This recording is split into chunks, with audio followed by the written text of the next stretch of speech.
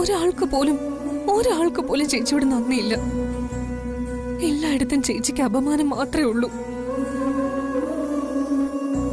ഞാനാ ചേച്ചിക്ക് ഈ അവസ്ഥ ഉണ്ടാക്കിയത്. ചേച്ചി എന്നോട് ക്ഷമിക്കണം. എന്താ ഗോപുത്, നീ എന്തിനെ സ്വയം പഴിക്കുന്നേ? ഇതൊന്നും നിന്റെ കുറ്റമല്ല. നീ കാരണമല്ല ഇങ്ങനെയൊന്നും ഉണ്ടായത്. ഒരു പക്ഷെ നീ ഒരു നിമിത്തമായിരിക്കാം. അതിലപ്പുറം ഇങ്ങനെ പരിതപിക്കാനും മാത്രം ഒരു തെറ്റ് നീ ചെയ്തിട്ടില്ല. ഇത് ഈശ്വരന്റെ നിശ്ചയമാണ്. ഈശ്വരനാ എനിക്ക് അനുഭവങ്ങൾ നൽകുന്ന. അതില് മറ്റാർക്കും ഒരു പങ്കുമില്ല. അതുകൊണ്ട് നീ എന്റെ അവസ്ഥയെ ഓർത്ത് വിഷമിക്കരുത്. സിദ്ധുവേട്ടന്റെ അസുഖം പൂർണ്ണമായും ഭേദമാകുമ്പോ സിദ്ധുവേട്ടൻ ചേച്ചിയെ പൂർണ്ണമായിട്ടും മറന്നുപോയാ ചേച്ചി എന്ത് ചെയ്യും? ചേച്ചിയുടെ ജീവിതം എന്താവും? ചേച്ചിക്ക് പിന്നെ വീട്ടിൽ കഴിയാൻ സാധിക്കുമോ? നീ ഇതെല്ലാം ചോദിക്കുന്നതിന് മുൻപേ ഞാൻ സ്വയം ചോദിച്ച ചോദ്യങ്ങളായതല്ല. കുട്ടന്റെ അസുഖം മാറിക്കിട്ടുമെങ്കിൽ എന്റേതായ എല്ലാം നഷ്ടപ്പെടുത്താൻ ഞാൻ ഇപ്പോഴും തയ്യാറാണ്. അതിലെനിക്ക് യാതൊരു പ്രയാസമോ രണ്ടാമതൊരു ചിന്തയും ഇല്ല. കുട്ടൻ അസുഖം ഭേദമാവട്ടെ. കുട്ടൻ എത്രയും പെട്ടെന്ന് പഴയ കുട്ടനായി മാറട്ടെ. ചേച്ചി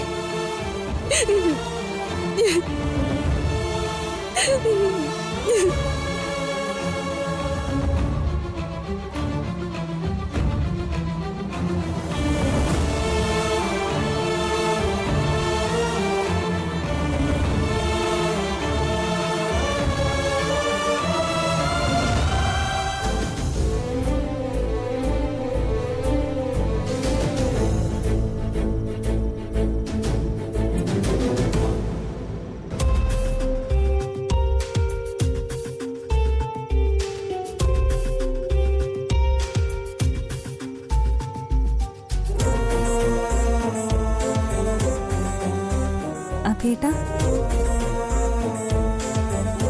ഞാനൊരു കാര്യം പറഞ്ഞ അഭിയേട്ടന് എനിക്കത് സാധിച്ചു തരുമോ?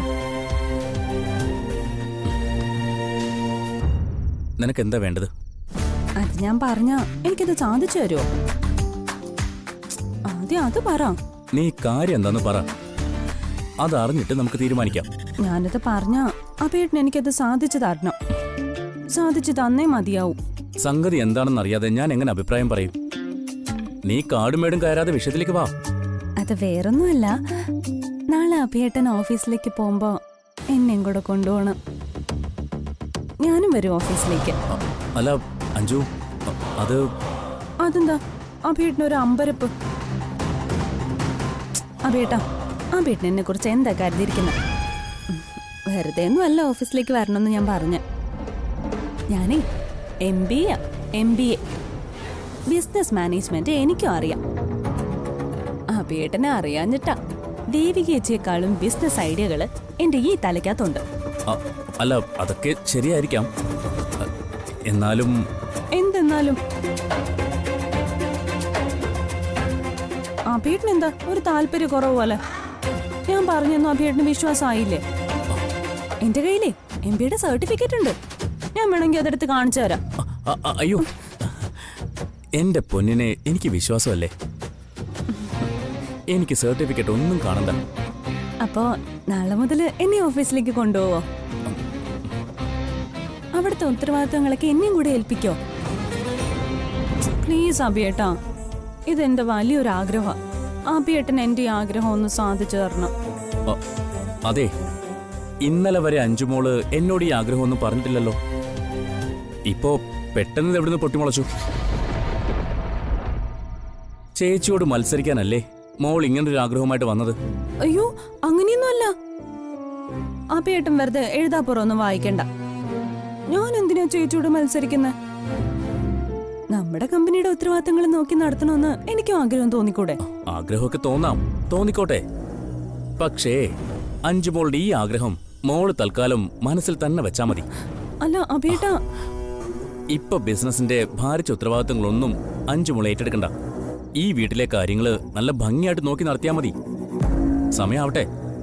സമയാവുമ്പോ അച്ഛനോടും വല്യച്ഛനോടും ഒക്കെ അനുവാദം വാങ്ങി ഓഫീസിൽ പോകുന്ന കാര്യം നമുക്ക് തീരുമാനിക്കാം.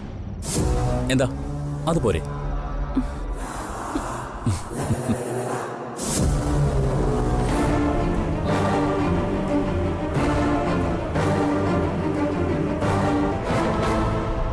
എന്താ നിന്റെ സംശയം? നീ ചോദിക്കടാ. അച്ഛാ, നമ്മുടെ ഈ കുടുംബത്തിൽ ആരെങ്കിലും സിദ്ധുവേട്ടനെ അപായപ്പെടുത്താൻ ശ്രമിക്കുന്നുണ്ടോ? നീ ഇതെന്ത് ചോദ്യടാ ചോദിക്കുന്നേ? ഇവിടെ ആരാ സിദ്ധുവിനെ അപായപ്പെടുത്താൻ ശ്രമിക്കുന്നത്? മായേ, ഇവൻ ചോദിക്കുന്ന ചോദ്യം കേട്ടില്ലേ? സിദ്ധുവിനെ ഇവിടെ ആരോ അപായപ്പെടുത്താൻ ശ്രമിക്കുന്നു എന്ന്. നിനക്ക് എന്താടാ പറ്റിയത്? ഇപ്പൊ ഇങ്ങനെ ഒരു ചോദ്യം ചോദിക്കാൻ മാത്രം ഇവിടെ എന്താ ഉണ്ടേ? അച്ഛാ, അച്ഛൻ എന്നിൽ നിന്നും ഒന്നും മറക്കരുത്. എന്നോട് സത്യം മാത്രമേ പറയാവൂ. ആ,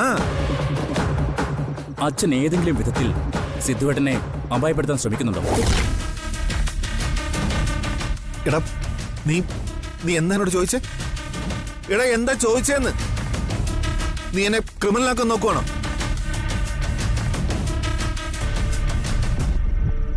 ഇല്ലാത്ത കുറ്റം എന്റെ തലയെ ചുമത്താൻ നോക്കുവാണോ? എടാ, ആണോന്ന്? ഞാൻ നിന്നെ ജനിപ്പിച്ച ചന്തയാണ്, നീ എന്റെ ചോരയാണ്. അതൊക്കെ മറന്നിട്ടാ നീ എന്നെ സംശയിച്ചത്. അച്ഛാ, ഇതൊക്കെ തെറ്റാ. ഇങ്ങനെ ഒരു ചിന്ത മനസ്സിൽ വന്നത് തന്നെ പാവാ.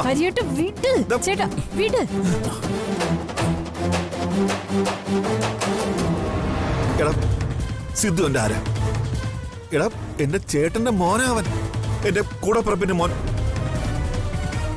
എടാ, അവൻ എന്റെ സഹോദരന്റെ മകനാണെന്ന് കരുതി അവനെയും നിന്നെയും രണ്ട് കണ്ണുകൊണ്ടല്ല കാണുന്നത്. എടാ, എടാ, നിന്നെ പോലെ തന്നെ അവനും എന്റെ മോനാ. പിന്നെ എന്റെ കുഞ്ഞിനെ ഞാൻ അപായപ്പെടുത്താൻ ശ്രമിക്കുവോ? എടാ, ശ്രമിക്കുവോന്ന് നീ പറടാ. എടാ, നിനക്ക് എന്താ ഭ്രാന്തി പിടിച്ചോ? അമ്മ, ഞാനൊന്ന് പറയട്ടെ. നീ ഒന്നും പറയണ്ട. അച്ഛനെ നീ വേദനിപ്പിക്കാൻ പാടില്ലായിരുന്നു. എടാ, നീ ഇങ്ങനെയൊന്നും ആയിരുന്നില്ലല്ലോ. അച്ഛനെ സംശയിക്കാൻ മാത്രം നിനക്ക് എന്താ സംഭവിച്ചത്? ആ, മനസ്സിലായി. എനിക്കെല്ലാം മനസ്സിലായി. ഇതെല്ലാം അവളുടെ ബുദ്ധിയാടാ, ആ ദേവികയുടെ. അച്ഛനെയും മകനെയും തമ്മിൽ ശത്രുവായി പിരിക്കുക. കൊള്ളാം, നല്ല ബുദ്ധി തന്നെ. അമ്മ വെറുതെ ദേവികച്ച് തെറ്റിദ്ധരിക്കരുത്. ചേച്ചി എന്നോട് ഒന്നും പറഞ്ഞിട്ടില്ല. അവൾ നിന്നോട് നേരിട്ടൊന്നും പറഞ്ഞില്ലെങ്കിലും നിന്റെ മനസ്സിൽ ഈ സംശയത്തിന്റെ വിത്ത് പാകിയതിന്റെ പിന്നിൽ അവള് തന്നെയാ. എനിക്കത് ഉറപ്പാ. അമ്മേ, ഞാനൊന്ന് പറയട്ടെ. വേണ്ട, എനിക്കൊന്നും കേക്കണ്ട. ഞങ്ങൾക്കേ ഇത്തിരി സ്വസ്ഥത വേണം. ഞങ്ങളെ ഭ്രാന്തി പിടിപ്പിക്കാതെ ഒന്ന് ഇറങ്ങി പോകുന്നുണ്ടോ?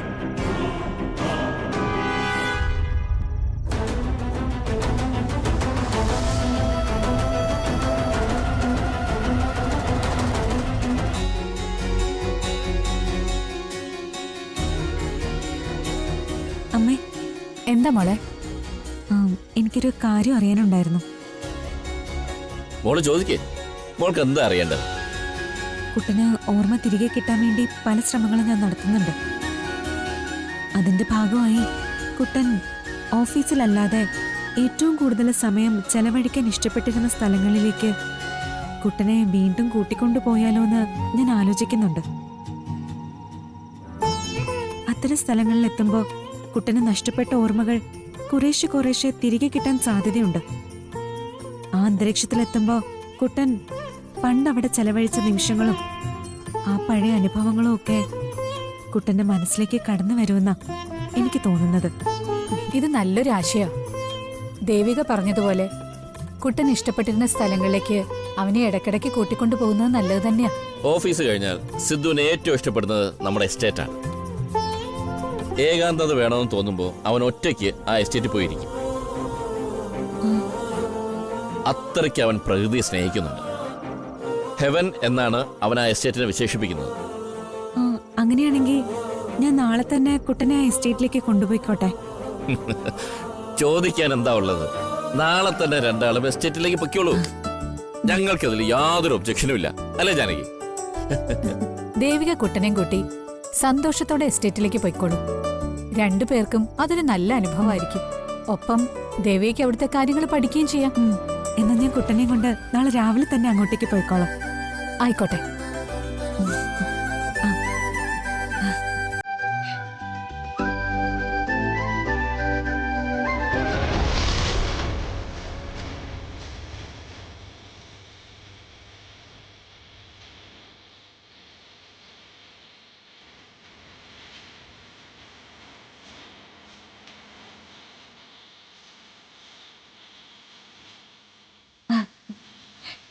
ചേട്ടാ കുട്ടന് ഈ സ്ഥലമൊക്കെ ഇഷ്ടപ്പെട്ടോ?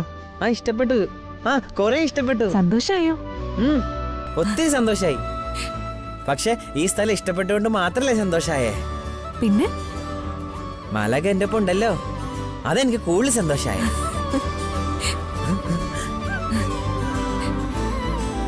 ഹായ് വെള്ളം. എവിടെ കുട്ട? കുട്ട വേണ്ട, കുട്ട ഓടല്ലേ, കുട്ട നിക്ക്. കുട്ട കുട്ട നനയോട്ടോ. നോക്ക് കുട്ട നീ വാ. മതി കുട്ട വാ. ഇല്ല ഞാൻ വരില്ല, വരില്ല മാലക. കുട്ട പനി പിടിക്കും.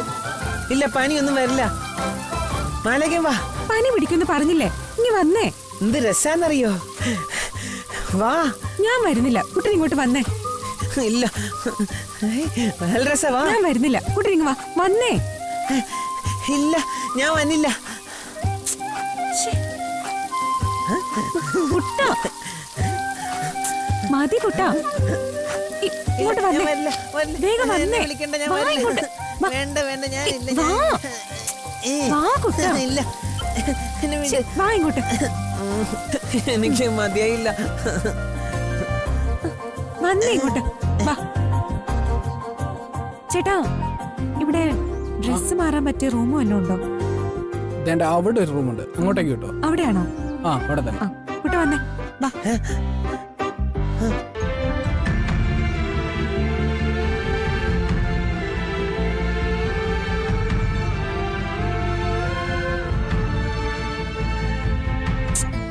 തോർത്തട്ടെ. ആ കുട്ട, കുട്ടൻ പോയി ഡ്രസ് മാറിട്ടോ, ഞാൻ ഇവിടെ നിന്നോളാം.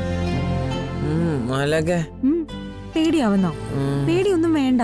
ദേ ഞാൻ ഇവിടെ തന്നെ നിക്കുവാ. കുട്ടൻ വിളിച്ച ഞാൻ വരും. ദേ ഡ്രസ് എല്ലാം ഈ ബാഗിനകത്തോണ്ട് പോയി മാറിട്ടോ. ചെല്ല് ചെല്ല്, ഞാൻ ഇവിടെ തന്നെ ഉണ്ട് കേട്ടോ.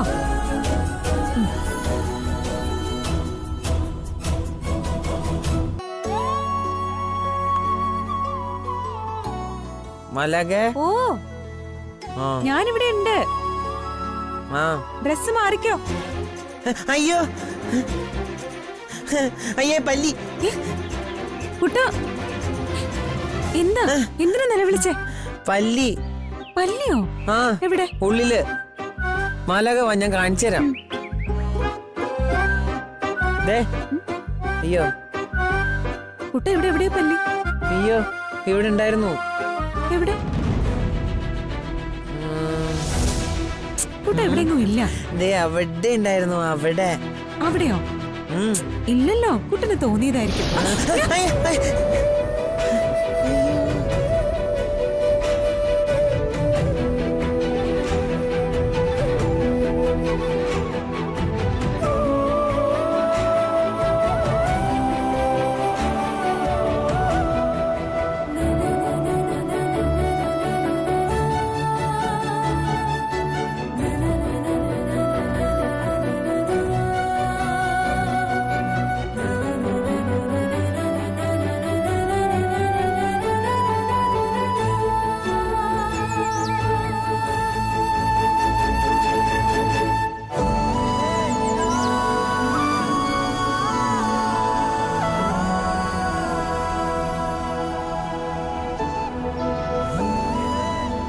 എത്ര നേരം വെയിറ്റ് ചെയ്തെന്നറിയോ? എന്താ വരാതിരുന്ന? ശില്പല്ല വരാതിരുന്ന? എന്താ വരാണ്ടിരുന്ന ശില്പ? പറ ശില്പ.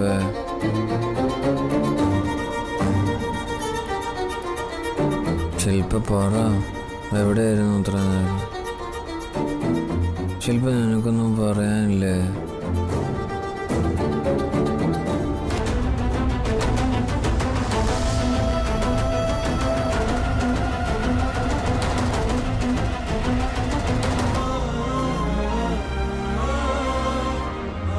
ശില്പ എവിടെയാ? ശില്പ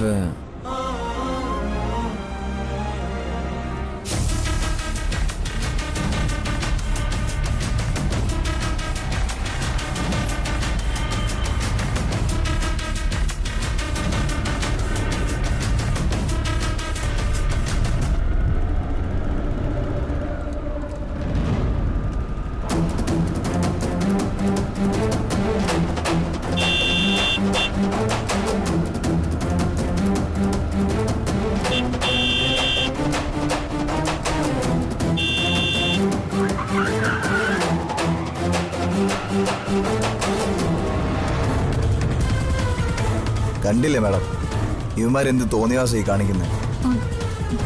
ഒരു ലെക്കും ലെവലും ഇല്ലാണ്ട ഓരോരുത്തന്മാർ വണ്ടിയെടുത്ത് റോഡിലേക്ക് ഇറങ്ങുന്നത്.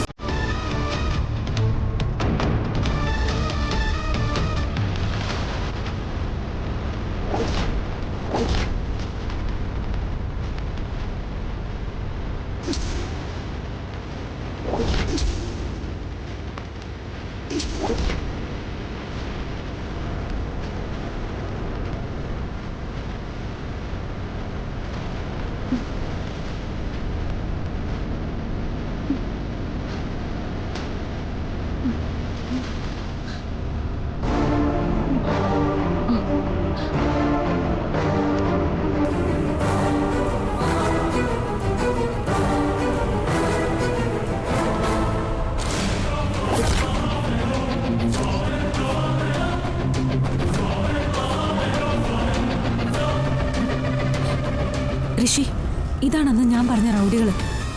ഇവരെ കുറിച്ച് അന്വേഷിക്കണം.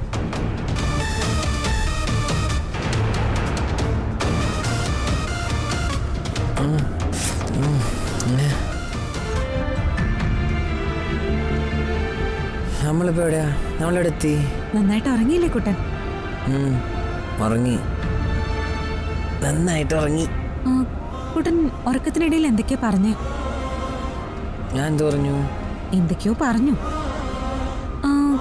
കുട്ടാ, കുട്ടൻ കൂട്ടത്തിലൊരു ശില്പയുടെ കാര്യം പറയുന്നുണ്ടായിരുന്നല്ലോ. ശില്പയോ? അതാരാ? അത് തന്നെയാ ഞാനും ചോദിച്ചത്. ആരാ ഈ ശില്പ? അതാരാ ശില്പ? എനിക്കറിയില്ല. ഏത് ശില്പ? അങ്ങനെ ഒരാളെ എനിക്ക് അറിയേയില്ല. അപ്പോ സ്വപ്നത്തിൽ കണ്ട കാര്യങ്ങളൊന്നും കുട്ടൻ ഓർമ്മയില്ല.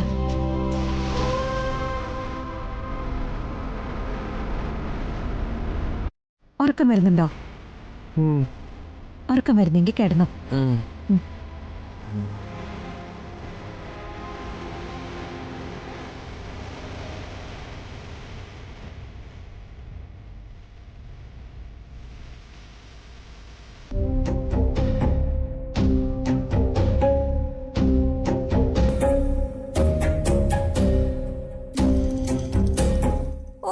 ഇത് ആരുടെ ഫോട്ടോയാ ഇത്ര കാര്യമായിട്ട് സൂം ചെയ്ത് നോക്കുന്നേ?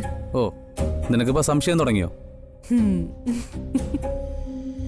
ഞാനും ഇത് ആരുടെ ഫോട്ടോയാണെന്ന് ചിന്തിച്ചോണ്ടിരിക്കുകയായിരുന്നു. നോക്ക്. നോക്കട്ടെ. ഇത് ആരാ അയച്ചെന്ന്? ദേവികേച്ചിയാ ഇത് സെൻഡ് ചെയ്തിരിക്കുന്നത്. ഋഷി, ദേവികേച്ചിയെ വിളിക്കുന്നത്. കോൾ അറ്റൻഡ് ചെയ്. ആ, ദേവികേച്ചി. ആ ഋഷി, ഞാൻ അയച്ച ഫോട്ടോ കണ്ടില്ല? കണ്ടു. പക്ഷേ ഫോട്ടോയിൽ കണ്ടവരെ എനിക്ക് മനസ്സിലായില്ല. അവരാരൊക്കെ?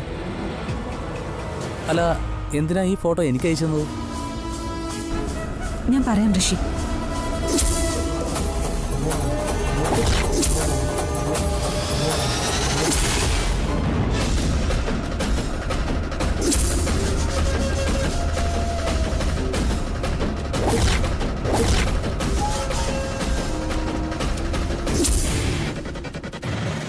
ഞാൻ പറഞ്ഞതിന്റെ ഗൗരവം ഋഷിക്ക് മനസ്സിലായില്ല.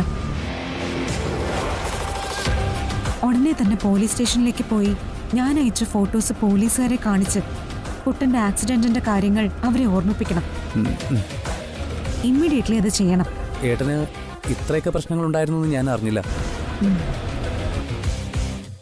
എന്തായാലും അവന്മാരെ വെറുതെ വിടാൻ പാടില്ല. ഉടനെ തന്നെ കണ്ടെത്തണം. ഞാനെന്തായാലും വൈകാതെ തന്നെ പോലീസ് സ്റ്റേഷനിലേക്ക് പോവാം. ചേച്ചി പറഞ്ഞ പോലെ തന്നെ ഈ ക്രിമിനൽസിന്റെ ഫോട്ടോ പോലീസുകാരെ കാണിച്ച് അവർക്കെതിരെ പരാതി കൊടുക്കാം. പോലീസുകാരെ കൊണ്ട് ഇവന്മാരെ അന്വേഷിച്ച് കണ്ടെത്താൻ വേണ്ട കാര്യങ്ങൾ ഞാൻ ചെയ്യാം. ശരി, എന്നാൽ പെട്ടെന്ന് തന്നെ ഋഷി പോലീസ് സ്റ്റേഷനിലേക്ക് പോയിക്കോ. ഞാൻ തിരിച്ചു വന്നുകൊണ്ടിരിക്കാം. ബാക്കി കാര്യങ്ങൾ ഞാൻ വീട്ടിലെത്തിയിട്ട് നമുക്ക് നേരിട്ട് കണ്ട് സംസാരിക്കാം. ഓക്കെ ചേച്ചി.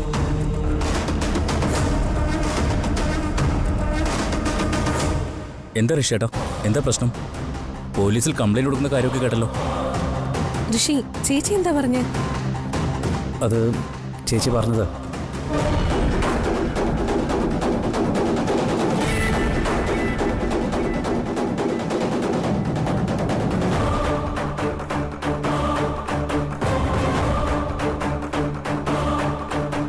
ഞാനേതായാലും ഇപ്പൊ തന്നെ പോലീസ് സ്റ്റേഷനിലേക്ക് പോകും. ഋഷേട്ടാ, ആ ഫോട്ടോസ് എനിക്കൂടെ അയക്കും. ഞാനും എന്റെ വഴി കൂടെ അന്വേഷിക്കാം. ആ അത് നല്ലതാ. ഇത് അയച്ചിട്ടുണ്ട്, നോക്കൂ. ഞാനേതായാലും പോലീസ് സ്റ്റേഷൻ വരെ ഒന്ന് പോയിട്ട് വരാം.